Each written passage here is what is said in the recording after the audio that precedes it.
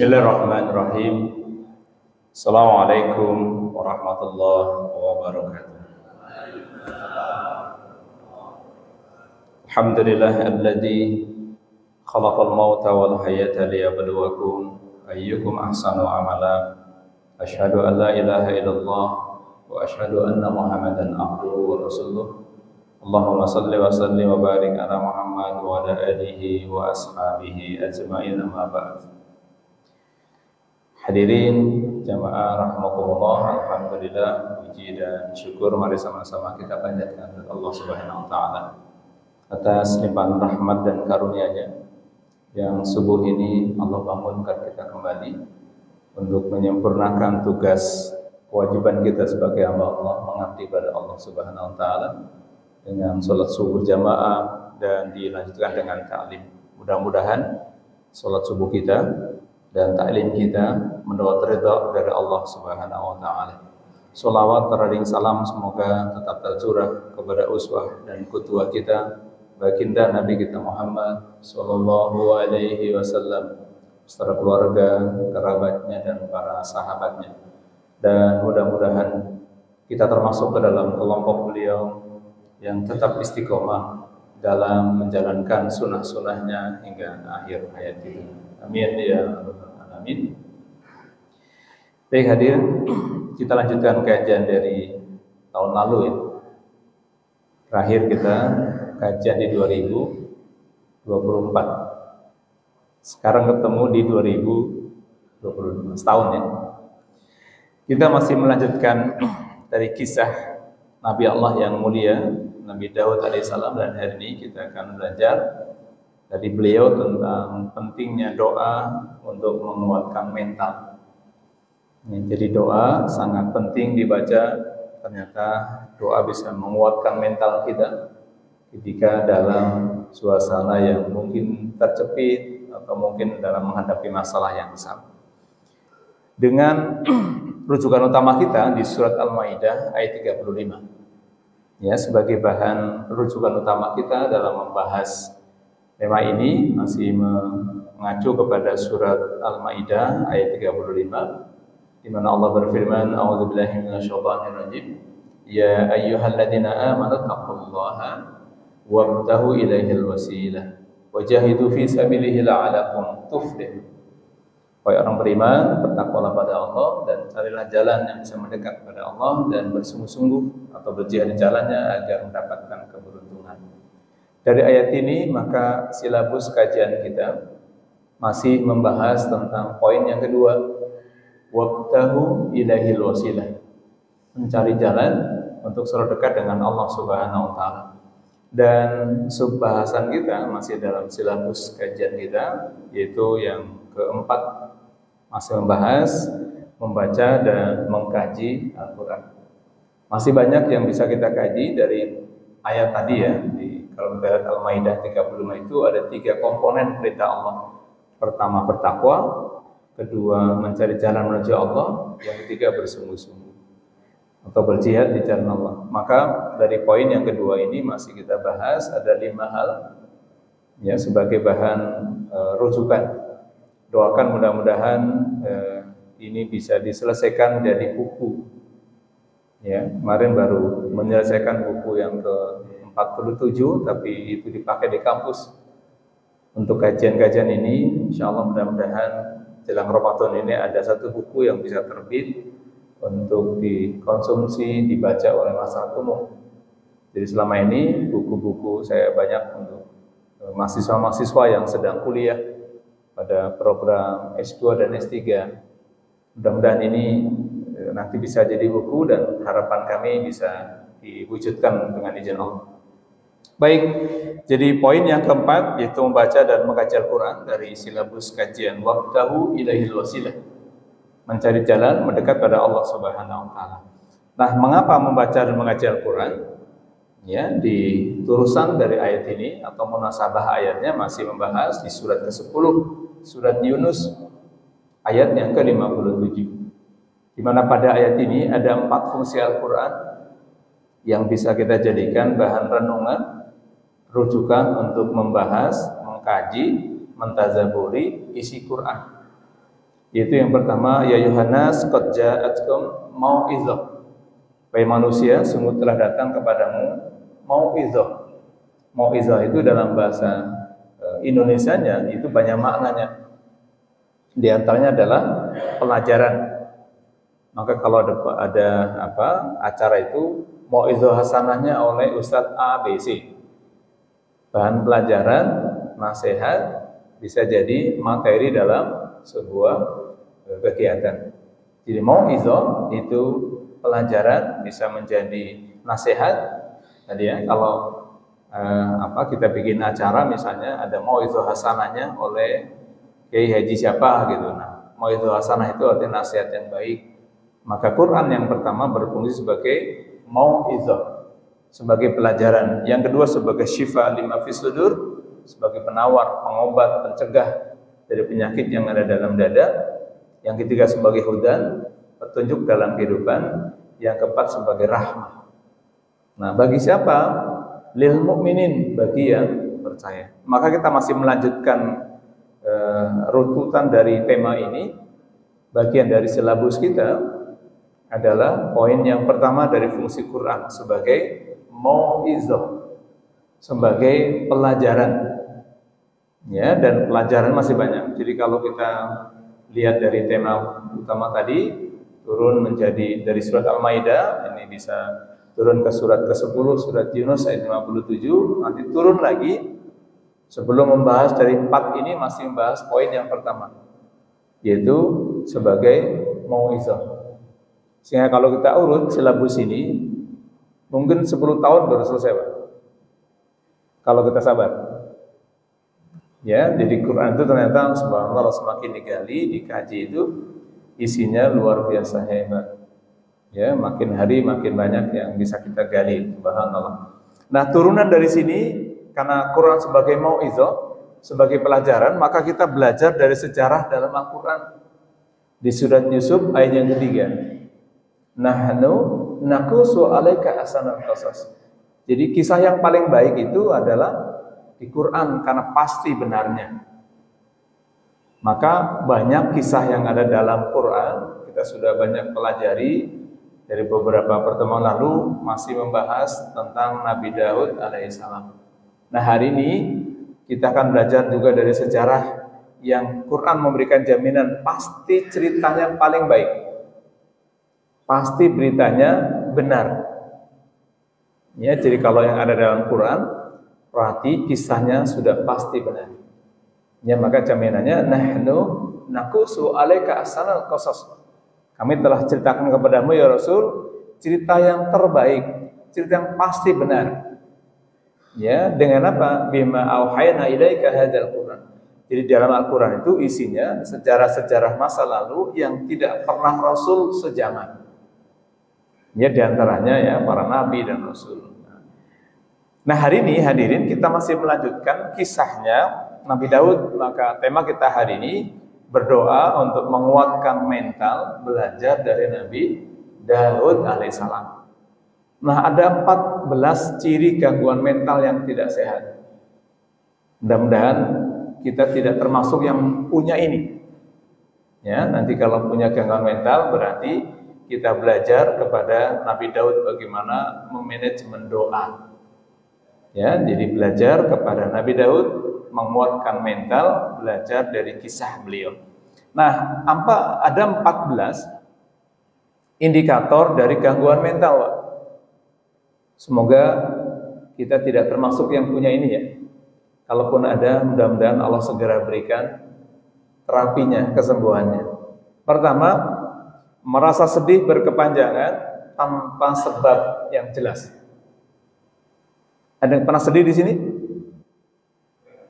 Sering ya? Jangan-jangan sedih karena akhir bulan paling. Nah, ada sedih yang berkepanjangan.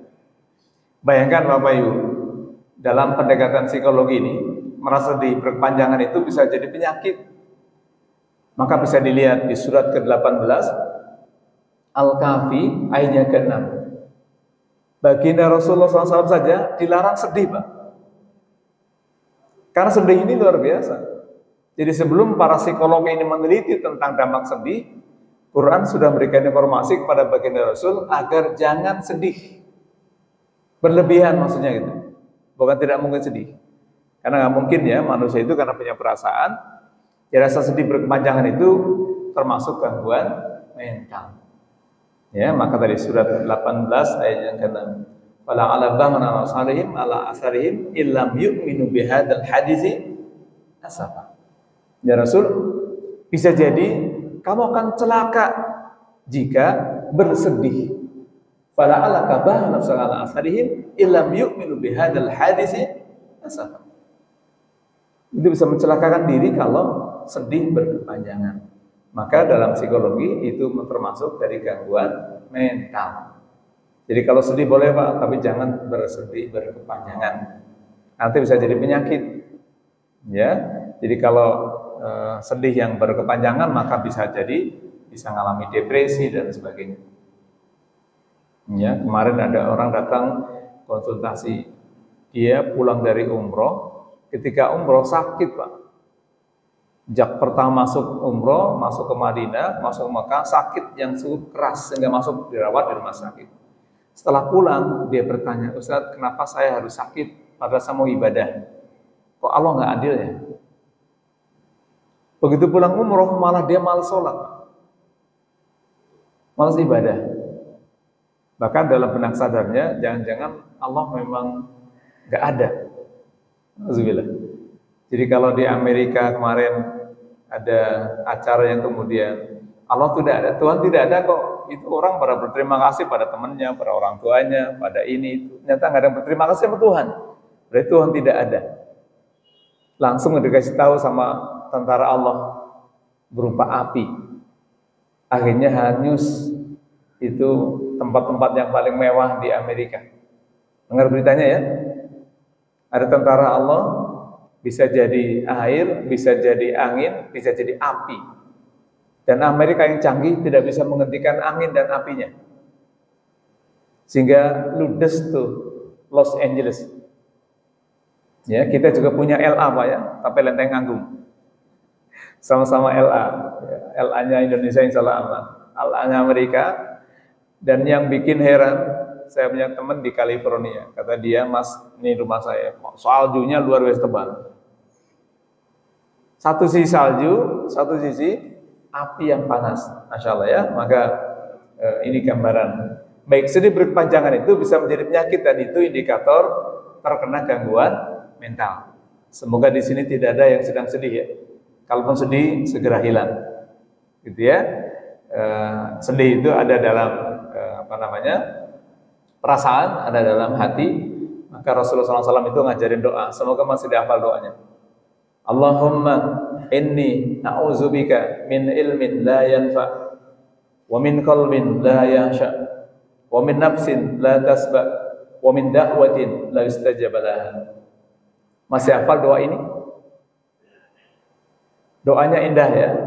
Nanti kalau yang punya kitab hadis dibuka hadis Sahih Muslim di jilid yang kedua, hadisnya nomor 2722. Matan hadisnya cukup panjang. Allahumma inni a'udzubika min ilmin la yanfa. Ya Allah, kami berlindung kepadamu dari ilmu yang tidak manfaat. Wa min qalbin la yasha. Kami berlindung dari hati yang selalu gelisah. Wa min nafsin la tasba. Kami berlindung kepadamu dari jiwa yang tidak pernah puas. Dan yang keempat, wa min da'watin la yustajab laha. Kami berlindung kepadamu ya Allah dari doa yang tidak dikabulkan. Insyaallah ya, semoga masih dihafal doanya. Nanti kalau enggak carilah. Kalau enggak saya kirim. Dan hafal ya. Allahumma inni a'udzubika min ilmin la yanfa wa min qalbin la yakhsha wa min nafsin la tasba wa min da'watin la yustajab laha. Nanti kalau yang di rumah punya kitab Quran, kitab hadis dicari. Baik, yang kedua, gangguan mental itu mati rasa atau tidak peduli pada lingkungan sekitarnya. Biasanya orang sedang terganggu mental itu lebih senang menyendiri di kamar, nggak mau keluar rumah. Nah, anak-anak yang terganggu ini biasanya, paling kalau anak-anak ya, ini banyak kasus yang terjadi eh, apa, datang ke kami konsultasi, anaknya nggak mau sekolah, di kamar terus, nggak mau keluar. Nah, berarti ada gangguan mental. Dan hari ini memang anak-anak kita sangat rentan. Beda dengan zamannya bapak dulu. Zaman bapak dulu itu orang tuanya kalau malas sekolah bisa jadi dipukulin di sekolah. Dulu guru-guru saya di kelas itu pakai kalau sekarang mister atau apa ya? Ya, yang garis itu kayu. Dipukulin tuh biasa dulu tuh. Males tangannya dipukul. Orang tuanya nggak marah. Sekarang begitu mendengar bapak gurunya nyentil saja, besok viral. Gurunya bisa masuk penjara. Gitu ya, tapi itulah ya. Nah, mati rasa itu tidak pada lingkungan itu ciri mental yang tidak sehat atau mental yang terganggu. Maka kalau anaknya di rumah terus, nggak mau keluar rumah, nggak mau diajak kemana-mana, harus lebih hati-hati. Berarti ada indikator karena gangguan mental. Ya, jangan sampai sudah terlanjur jauh. Ya, ada tetangga saya baru tahu, saya kemarin diminta datang, saya belum sempat ke rumahnya, sudah hampir setahun nggak mau sekolah. Bapak ibu gurunya datang ke rumah juga tidak mau sekolah. Ditanya kenapa? Nggak mau saja. Masya Allah, ini anak-anak ya.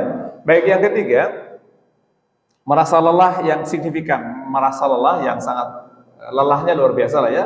Tidak berenergi, mengalami masalah tidur. Ini juga indikator gangguan kesehatan mental. Jadi kadang-kadang capek itu tapi nggak tahu kerja nggak apa tapi kok capek gitu. Capeknya berlebihan. Yang keempat, sering marah berlebihan dan sangat sensitif. Nah, ada nggak di sini yang suka marah, gampang tersinggung sama istri di rumah, kopinya pahit dikit, ngomelnya luar biasa. Ada yang kurang sedikit, sajiannya asin sedikit, luar biasa. Dasar nenek-nenek, masya Allah ya. Insya Allah ini tidak ada ya. Karena biasanya bapak kalau sudah pensiun itu polanya banyak. Kenapa sudah pensiun polanya banyak? Karena biasanya kalau dulu waktu kerja jadi pimpinan, jadi pejabat, begitu nggak jadi pimpinan, jadi pejabat, yang jadi anak buahnya istri dan anaknya di rumah. Disuruh-suruh gitu. Nah, dalam psikologi namanya sindrom power, post power syndrome. Ya, jadi di rumah nyuruh, ya ke istrinya, kan dulu biasa di kantor tinggal nyuruh-nyuruh gitu. Nah, sekarang begitu nggak di kantor lagi, udah pensiun, yang jadi sasaran ya istrinya. Semoga di sini tidak ada lah ya. Baik, insya Allah tidak ada. Kalaupun ada 1, 2, 3 lah ya, insya Allah. Baik, yang kelima, merasa putus asa dan tidak berdaya. Ini sering terjadi, Pak. Ada pengalaman menarik, saya baru pulang kemarin dari rumah ibu saya di Banyumas. Ada tukang es langganan saya, es campur itu. Saya tunggu itu tidak ada, nggak jualan. Kata ponakan saya, Om itu baru seminggu lalu meninggal, masih muda. Nah, kok bisa meninggal? Apa sebabnya? Kata dia. Jadi suatu hari dia mau dagang, pagi-pagi mau dagang ke pasar, dagang esnya sangat laris di pinggir jalan.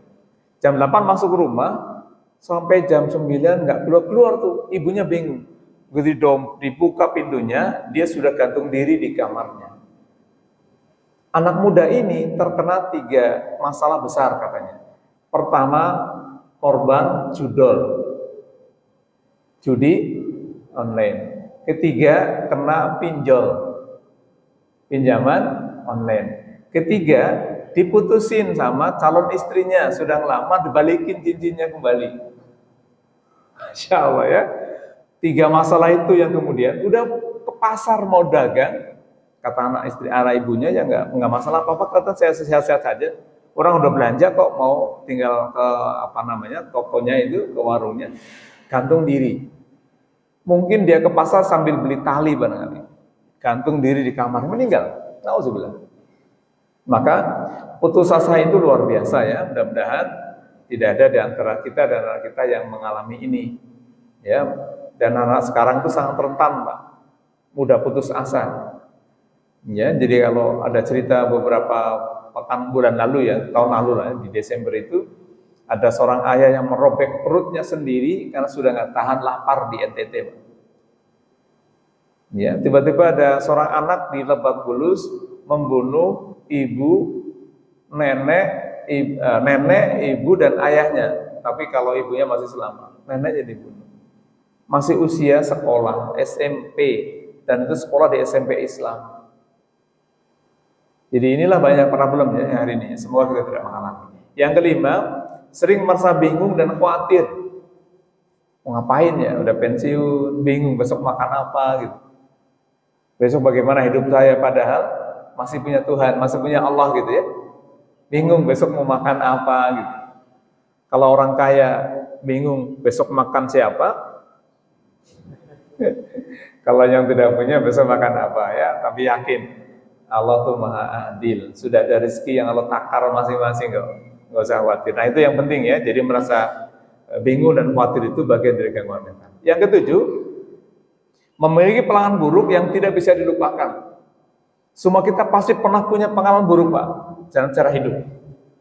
Tapi seringkali pengalaman buruk itu sering muncul, Pak.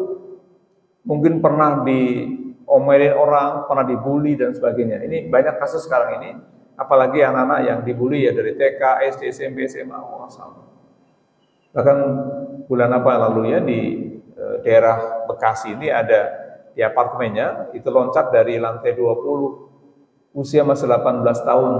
Setelah selesai SMP SMA dia kuliah, kemudian sebelum dia loncat dari apartemennya lantai 20 dia pesan ibunya, "Ma, ini paspor HP ku ya." Bayangkan, Pak, mau bunuh diri dia sudah siap, dikasih tahu mamanya, "Ini paspor HP-nya. Mohon maaf ya kalau ada salah." Nah, loncat dari lantai 20, apa yang terjadi? Hancur, Pak. Jangan kan lantai 20, lantai atas masjid ini aja kalau jatuh, kalau sudah takdir bisa meninggal. Ini lantai 20, Pak. Ya, hancur, na'udzubillah. Ini kisah-kisah nyata, Pak, di sekitar Bekasi. Belum lama juga ada di sekitar Bekasi sini, ada apartemen, ibunya membunuh anaknya dengan alasan anaknya akan segera pergi ke surga. Ibunya mengalami depresi, Masya Allah. Ini ya, makanya pengalaman buruk itu bisa menjadi, kalau dalam psikologi namanya reinforcement, pengulangan masa lalu. Maka kalau kita belajar kepada Quran, Nabi Musa, Pak, ketika belajar para Nabi Khidir, itu luar biasa. Nabi Musa itu di surat Al-Kahfi, dari 60 sampai 82, kisah belajar Nabi Musa pada Nabi Khidir, itu ada 3 mata pelajaran. Pertama, Nabi Khidir melubangi perahu yang digunakan, setelah digunakan. Kedua, membunuh seorang anak, masih anak kecil, mana mudah dibunuh. Yang ketiga, membantu membetulkan rumah tanpa minta ongkos. Ternyata 3 cerita ini ada dalam kisah hidup Nabi Musa sebelumnya. Kenapa perahu dilobangin? Nabi Musa itu waktu bayi pernah dibuang, dilempar, dihanyutkan di sungai Nil. Apa kaitannya perahu kisahnya dengan masa kecil Nabi Musa dihanyutkan di sungai Nil? Itu pelajaran reinforcement dalam psikologi. Yang kedua, Nabi Musa pernah membunuh, Pak. Siapa dibunuh? Ketika dia berhadapan dengan ada 2 orang yang berantem, satu dari kalangan Fir'aun, satu dari Bani Israel. Maka kemudian Nabi Musa, karena Bani Israel, kemudian memukul dari kaumnya Fir'aun, mati di situ. Nah, ketika Nabi Khidir membunuh anak itu ada reinforcement di situ. Dia pernah membunuh orang. Yang ketiga, Nabi Musa itu pernah punya pengalaman membantu seorang anak perempuan yang sedang mau nimba air untuk minum ternaknya, membantu tanpa ongkos, yang akhirnya dinikahkan. Nah, singkat ceritanya ya, Nabi Musa punya nikah itu dengan putri Nabi Syuaib. Itu awalnya di ladang lagi mengembala, mau ngambil air, diserobot sama teman-teman laki-lakinya. Nah, reinforcement itu memang ada dalam Quran. Kisah-kisah tadi itu selalu. Nah, kita pun sama ya, punya pengalaman masa lalu. Nah, Nabi Musa pengalamannya itu bisa jadi buruk, bisa jadi baik. Dihanyutkan di sungai Nil, Masya Allah. Kenapa? Atas kebijakan Fir'aun sebagai raja saat itu. Semua bunuh anak laki-laki. Ya, maka ibu Nabi Musa diilhami oleh Allah untuk menghanyutkan Nabi Musa di sungai Nil. Lah, ternyata yang menerima Fir'aun sendiri. Ini kisahnya ya. Jadi ada, kalau dalam bahasa psikologi ada reinforcement, pengulangan masa lalu. Itu terjadi. Baik, yang kedelapan, mengalami delusi, paranoia, dan halusinasi. Jadi kadang-kadang ini yang sering kali Pak. Jadi kalau sering halusinasi, jadi paranoia, dan luar biasa lah ya. Ini yang sering kali muncul. Jadi ngebayangin, ngelamun. Kalau saya jadi presiden pasti enaknya dikawal kemana-mana. Ngelamun sampai sore. Kerja enggak gitu ya. Sering kali muncul halusinasi. Gitu, ini juga bahaya. Ini biasanya mereka yang terganggu ini biasanya punya pengalaman buruk masa lalu atau pernah ingin sesuatu tapi nggak kesampaian sampai tua. Begitu pensiun baru sadar misalnya, saya dulu pengennya kan jadi kabak dari kabit, tapi kalau saya jadi staf saja ya, coba kalau saya dari kabit dan fasilitas ini itu dan sebagainya. Nah, muncul itu ya. Oke, yang ke-9, merasa sulit untuk berkonsentrasi. Ini biasanya, nah kalau sudah tua ya, konsentrasi sulit banget ini. Mau sholat, kayaknya sulit betul. Ya, begitu takbir ingat belum ngasih makan burungnya, belum ngasih duit istrinya misalnya gitu. Nah, konsentrasi luar biasa. Yang ke-10, merasa takut dan khawatir berlebihan atau dihantui perasaan bersalah. Maka dalam psikologi itu sebenarnya ada terapi yang memang harus digunakan ketika kita terbebani dengan dosa yang kita lakukan. Jadi merasa bersalah itu bisa menjadi beban Pak, dan itu bisa menjadi penyakit. Merasa bersalah akhirnya mengalami depresi, bahkan akhirnya ada yang bunuh diri Pak. Nah ini bahaya. Baik, yang ke-11, perubahan suasana hati yang gratis. Dalam psikologi ada namanya mood swing, perubahan yang sangat cepat. Lagi sedih, tiba-tiba nangis, senang, tertawa. Habis tertawa, nangis lagi. Nah, perubahan itu namanya mood swing, perubahan mood yang cepat. Ya, kadang sedih, kadang senang, itu dengan cepatnya berubah. Ini juga termasuk dari gangguan mental. Yang ke-12, cenderung menarik diri dari lingkungan sosial. Nggak mau lagi bergaul di lingkungan, nggak mau ketemu teman, tetangga. Ada nggak di sini? Semoga nggak ada ya. Di lingkungan RT nggak pernah ketemu. Ya, kata si tetangganya, Bu, Bapak kemana? Ada tuh di rumah, nggak pernah kelihatan. Ngapain di rumah? Duduk, bengong, keluar ke ruangan tamu, masuk kamar lagi tidur, ke dapur cari makanan, keluar lagi, muter aja di rumah. Ada nggak di sini? Bukan Pak Ali kan? Wah, jangan Pak Ali. Ini biasanya orang yang ada gangguan mental. Biasanya tadi mau nyalon wali kota nggak jadi, udah kampanye kemana-mana nggak kepilih, malu, akhirnya nggak mau ketemu orang. Malunya banyak, malu nggak jadi, sama malu punya utang banyak. Paling nggak ada insya Allah.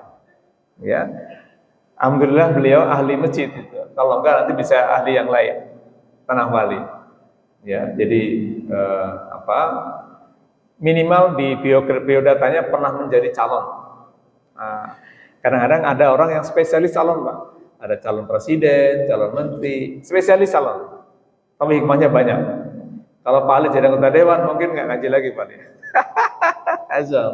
Baik. Nah, yang ke-13, tidak mampu mengatasi stres atau masalah sehari-hari. Tidak bisa, stres sedikit, tantrum. Ini juga terjadi. Dan yang ke-14, memiliki pikiran buruk untuk bunuh diri, Pak. Nah, dari ke-14 ini, kalau coba kita press itu minimal ada 5 yang perlu diwaspadai. Ya, jadi 14 tadi minimal itu ada 5 hal yang perlu diwaspadai. Pertama, ketidakstabilan emosi. Kedua, ketakutan berlebihan. Ketiga, gangguan tidur. Keempat, sulit untuk berkonsentrasi. Kelima, masuk gejala fisik, Pak. Jadi ada orang yang sakit itu bukan karena bakteri, bukan karena virus, tapi karena stres, Pak. Karena gangguan mental, namanya psikosomatis. Nah, mudah-mudahan dari kelima ini tidak kita lakukan. Baik, kita belajar para Nabi Daud. Apa yang belum baca doanya? Di Al-Baqarah 250, Rabbana afrih alaina sabra wa sabbit aqdamana wansurna 'alal qaumil kafirin. Mintanya 3, Pak. Afrih alaina sabra, ya Allah, berikanlah kami kesabaran. Kedua, wasabbit aqdamana, kuatkan. Dan yang ketiga, wansurna 'alal qaumil kafirin, berikan kami kemenangan. Jadi Nabi Daud itu minta 3, minta diberi sabar, minta diberi kekuatan, minta diberi kemenangan. Kenapa? Pernah kita cerita Nabi Daud itu ketika dalam posisi perang antara tentara Talut, di dalamnya ada Nabi Daud, dan tentara Jalut. Bayangkan ya, lagi mau perang, pasukannya Nabi Daud kena mental. Kenapa? Jumlahnya lebih sedikit, senjatanya lebih sedikit. Yang dihadapi di seberang sungai sana itu ada pasukan Jalut. Pimpinannya raksasa besar, digambarkan gitu ya. Pasukannya banyak dan senjatanya pasti lebih lengkap. Nah, biasa Pak, Bani Israel itu seringkali ngeledekin pimpinannya. Udah, kamu aja perang, kamu kan punya Tuhan. Nanti kalau menang saya ikut. Jadi mentalnya emang Bani Israel begitu. Nah, ini sama. Nabi Daud itu siapa sih? Nabi Daud adalah turunan dari Yahuza. Yahuza itu putra dari Nabi Yakub. Bapak moyang kaum Yahudi itu di situ. Yahuza. Dari Bani Israel ya. Nanti ketika Nabi Daud sama. Nah, yang menarik dari doa ini apa yang kita alami? Kalau kita belajar dari doa tadi Bapak Ibu, maka ada 3 hal yang penting. Ya, doa sebagai penguat mental. Pertama, beliau minta sabar. Rabbana afrih alaina sabra. Berarti hikmahnya buat kita, ketika sedang punya problem sebesar apapun, masalah yang besar apapun, berani menghadapi dengan penuh kesabaran. Maka minta sabar. Jadi mau perang, tadi ya, tentu saja kalau perang butuh senjata. Tapi senjata itu bisa jadi tidak bermakna kalau mentalnya sakit. Kan mau nyebrang sungai, kata Nabi Daud, kamu jangan boleh minum, tapi jangan banyak-banyak ya.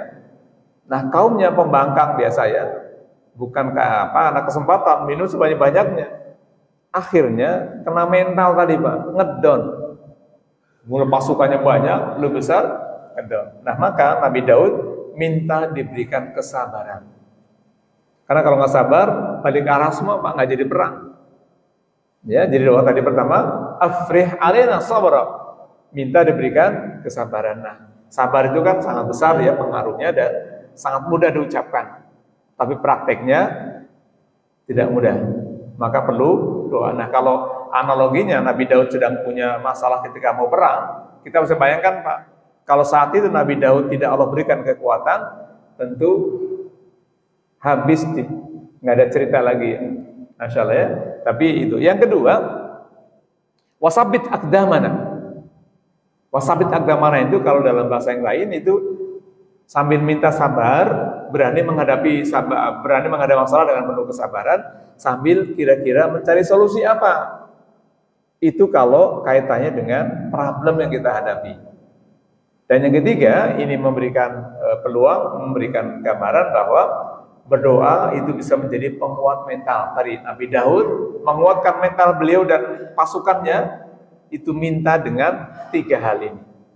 Rabbana afrih alaina sabra wasabbit aqdamana wansurna 'alal qaumil kafirin.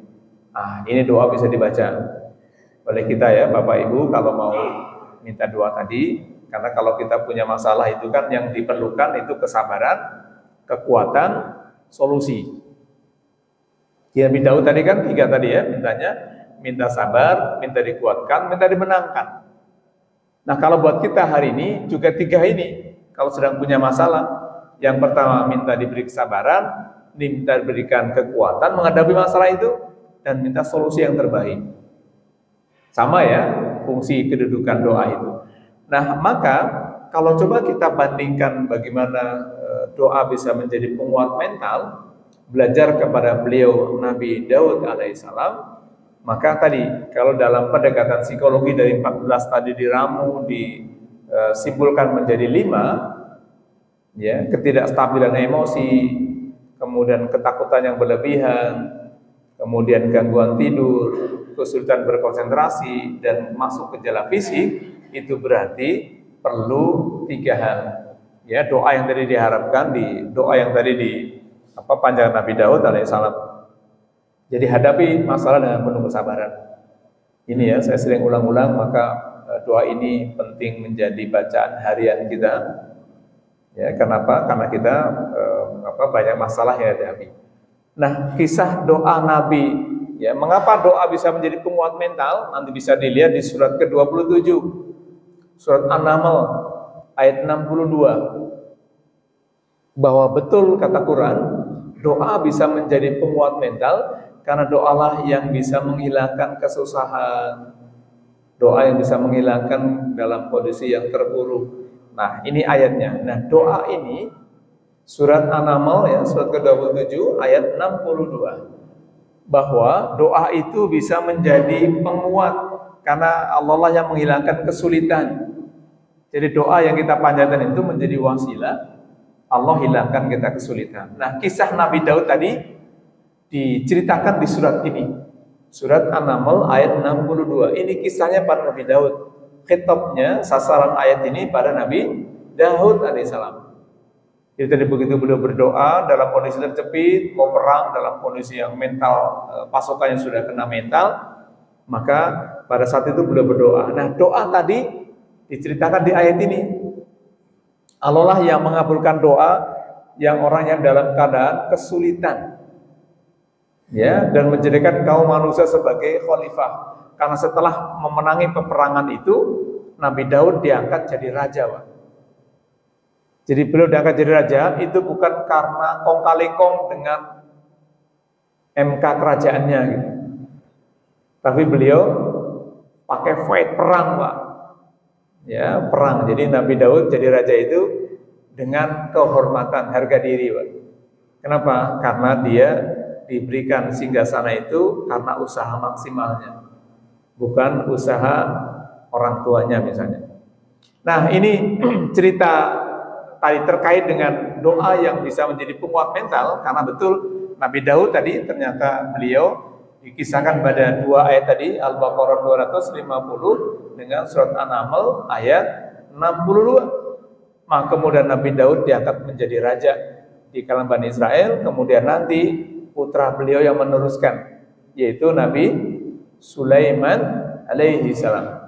Ya, nanti kita lanjutkan di Nabi Sulaiman. Di Nabi Daud, pelajaran beberapa kisah yang sedang kita pelajari hari ini terkait dengan kajian kita, itu ternyata doa itu bisa jadi penguat mental.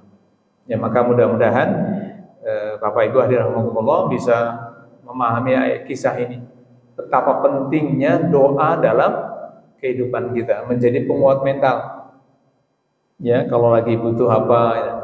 Tapi harus ingat, kadang-kadang doa itu tidak harus langsung minta. Kalau ini kan kisah doanya Nabi Daud alaihissalam. Ada nabi yang kalau minta tidak pakai minta langsung, tapi pakai zikir. Siapa contohnya? Nabi Yunus alaihissalam. Doa Nabi Yunus apa? La ilaha illa anta subhanaka inni kuntu minaz zalimin. Itu doa Nabi Yunus. Di surat apa itu? Ada yang hafal doa Nabi Yunus? Lupa. Ya, jadi kalau Nabi Daud itu minta 3 di surat Al-Baqarah, Nabi Yunus juga minta tapi dengan zikir dengan 3. La ilaha illa anta subhanaka inni kuntu minaz zalimin.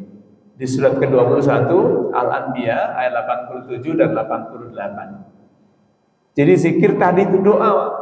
Maka di Quran 88-nya fastajabna lahu, kami kabulkan permohonannya. Permohonan siapa? Permohonan Nabi Yunus. Kenapa? Karena beliau dihukum oleh Allah ditelan ikan besar. Di dalam perut ikan yang besar itu, ikannya masuk ke dalam dasar lautan.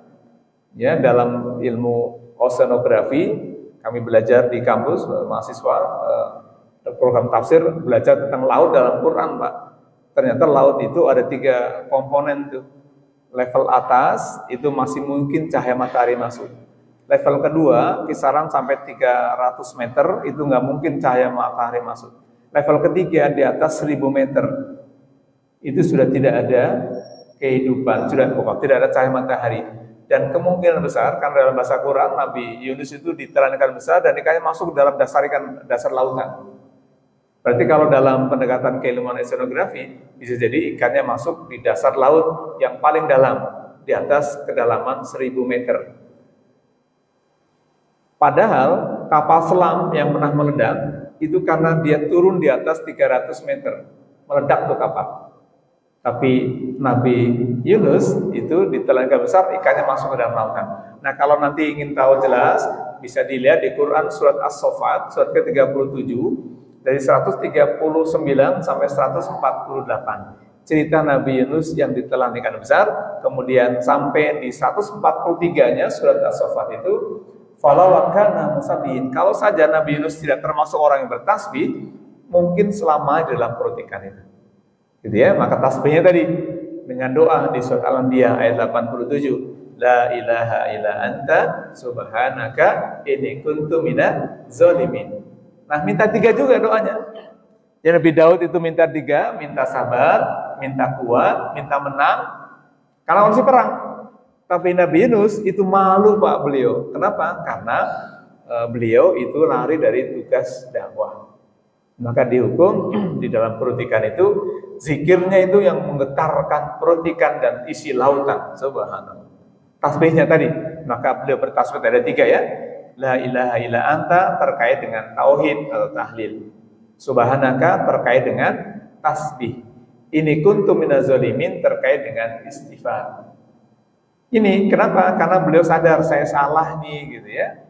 Nanti udah bisa dibahas ya sampai ke Nabi Yunus terkait dengan doa yang beliau baca yang subhanallah sangat indah. Karena Nabi Yunus itu adalah turunan dari Binyamin. Binyamin itu adiknya Nabi Yusuf.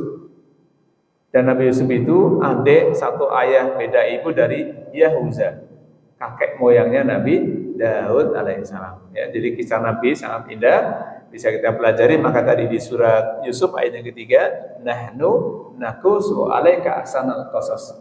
Kami telah ceritakan kepadamu ya Rasul kisah yang paling baik, bima auhayna ilaika hadal Quran, dengan diturunkannya Al-Quran.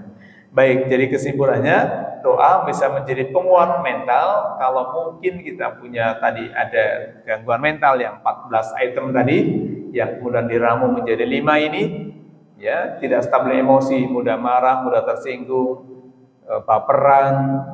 Tadi Nabi Yunus juga baperan Pak, karena beliau bukan ulul azmi, baperan. Kaumnya tidak mau dengar dakwah, beliau pergi. Walaupun nanti setelah dihukum kembali kepada kaumnya, dakwah diterima masyarakatnya. Tapi prosesnya beliau termasuk orang yang baperan, perasaan. Nah, nanti ceritanya tadi ya di surat As-Saffat dari 137 sampai 148 kisahnya kenapa Nabi Yunus termasuk yang baperan. Nah, tapi Nabi Yunus baper, dihukum, balik lagi sudah jadi orang soleh lagi. Kenapa? Karena kaumnya sudah mau lagi dengerin. Nah, kalau kita enggak ya. Nah, ketidaktahuan emosi ini yang harus diwaspadai. Berarti mudah marah, mudah tersinggung, takut berlebihan, sering mimpi buruk dan sebagainya. Emosi terganggu. Ya, baru diajak ngomong temennya emosinya luar biasa. Tersinggung sedikit luar biasa. Nah, ini berarti ada gangguan mental. Kemudian ketakutan berlebihan. Bagaimana nanti masa depan saya, ini udah pensiun, anak masih kecil, nanti bagaimana saya bisa makan, bisa ini dan sebagainya. Nah, ketakutan itu berarti gangguan mental ya, karena takut itu boleh tapi tidak boleh berlebihan. Benar, gangguan tidur, ini sering kali ya, jadi kadang-kadang orang ada yang sampai berhari-hari nggak bisa tidur, padahal ada obat tidur gratis Pak. Bagi laki-laki dan perempuan ada obat. Pertama, yang paling efektif untuk jadi obat tidur itu sering ke masjid. Kalau laki-laki, kalau Jumat, apalagi Jumat, di bawah AC, datangnya agak duluan. Wah, itu terapi paling gampang. Jadi kalau datang pengajian itu biasanya gampang tuh. Kedua, baca Quran Pak. Coba aja baca Quran. Baru ta'awuz kadang-kadang sudah sambil nguap. Gitu ya. Masya Allah. Itu kalau sedang gangguan tidur. Nah, kalau ada yang datang konsultasi, Ustaz saya sudah berapa minggu nggak tidur. Wah gampang rupanya. Gratis. Datangin majelis taklim. Kalau bapaknya datang ke Jumatan, pokoknya cari posisi yang enak, yang dekat AC. Datang duluan. Ya, nanti mungkin dia bangun sudah komat, Pak. Sehingga sampai bikin, wah ini masjidnya sesat ini. Masa Jumat nggak pakai khotbah? Ternyata dia mimpi indah, ya begitu bangun sudah komat. Ini sholat duhur apa sholat Jumat ya? Gitu ya. Protes ke DKM-nya. Ini DKM, ini kan Jumat kok nggak ada khotbah? Iya, karena bapaknya nikmat tidur, gitu ya. Jadi gitu ya, gangguan tidur. Nah, sulit konsentrasi ini juga butuh dilatih. Ya mau ngapain nggak konsentrasi, ini biasanya apalagi bapak-bapak ya. Kalau laki-laki itu emang nggak sulit konsentrasi ketika sedang punya masalah. Ya, karena kalau diurut ini diisi kepala kita, sel sarafnya beda dengan perempuan. Kalau perempuan itu bisa konsentrasi Pak, mudah konsentrasi. Ya, Bapak mungkin cek nanti istri di rumah. Kadang-kadang istrinya sambil nyopin anak atau cucunya, sambil masak, sambil balas WA, sambil ngomel Pak. Bisa nggak? Bisa ya? Berarti punya 4 pekerjaan sekaligus Pak. Nyopin anak, balas WA, masak, ngomel. Bisa Pak. Itu perempuan, karena saraf bicaranya banyak. Laki-laki tidak. Lagi kerja diomelin, tinggal itu, nggak konsentrasi lagi. Maka ibu bahaya. Kalau suaminya lagi nyopir, ajak ngobrol jangan terus serius. Karena bahaya Pak. Laki-laki itu nggak bisa konsentrasi dalam pekerjaan sekaligus ketika terganggu. Apalagi kalau ditanya hal-hal yang sensitif, yang menyinggung perasaannya, bahaya Pak. Atau yang buat dia senang berlebihan. Kenapa? Saya pernah tes ini soalnya Pak. Gitu ya, saya tes. Saya punya kawan, kita mau ke puncak dulu. Saya sengaja dari Bekasi, saya ngobrol, kalau ngidul, saya pancing dia untuk emosi, bicaranya lebih bagus dan sebagainya. Sampai di puncak dulu kan masih ada itu ya, ke kanan, ke Sukabumi, ke kiri, ke puncak. Dia lurus ke Sukabumi, saya biarin saja. Saya begitu masuk, kita mau kemana? Kita mau ke puncak. Loh ini ke Sukabumi. Dia langsung minggir. Wah, kok saya lupa ya? Jangan panik, saya sedang ngetes ilmu. Kenapa? Laki-laki itu nggak bisa konsentrasi. Maka hati-hati ya. Jadi saya kalau iseng suka ngetes sama teman-teman. Apa kamu bawa mobil? Nah dia, kenapa kamu nggak ingetin? Loh orang saya lagi ngetes kok mau diingetin. Gitu ya, ternyata benar. Laki-laki nggak bisa konsentrasi dalam pekerjaan yang banyak. Beda dengan perempuan Pak. Maka bersyukur ya ibu, bapak kalau di rumahnya istrinya sering ngomel, itu berarti sehat jiwanya. Ya, tapi ngomel yang baik ya. Ini pagi-pagi ngopi, duduk, bantuin kayak, wah, ya suaminya. Makanya kalau di rumah istri ngomel, kasih acung jempol, mama hebat, terusin mah. Wah, berani nggak? Itu lagi terapi berarti kan? Karena saraf bicara perempuan lebih banyak dari laki. Semakin banyak perempuan ngomong, semakin sehat Pak. Tapi ngomong yang baik ya, gitu ya. Baik, ini yang bisa kita bahas ya pada pagi hari ini. Mudah-mudahan ada manfaatnya. Jadi belajar kepada Nabi Daud tentang doa yang bisa menjadi penguat mental. Nanti kalaupun kita sedang punya masalah, kita sedang mengingatkan untuk selalu berdoa.